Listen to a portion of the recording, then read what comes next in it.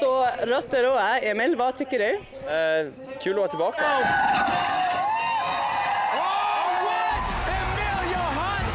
Yeah, it is. And that's no surprise, with Emil Johansson walking away from Rotorua with the win, the world title, and the Crankworx Triple Crown, a feat that only 2 riders have ever pulled off, with Emil being one of them.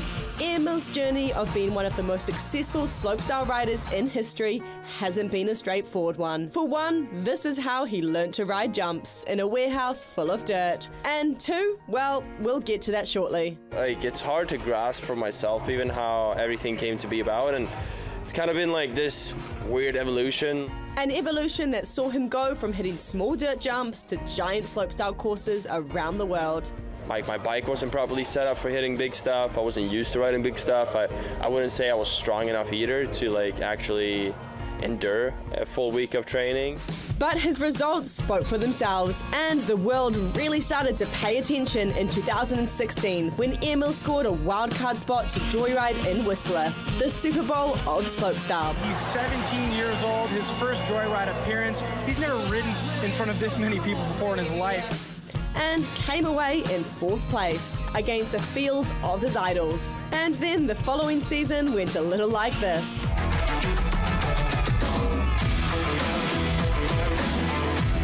Backflip, double tail whip, oh, squeeze it in. But then, almost out of nowhere, Emil's body felt like it had been hit by a train. From intense chronic pain and fatigue to muscle stiffness and weakness. Absent from the podium today is, of course, last year's world champion, Emil Johansson. This is not what I expect from a young athlete.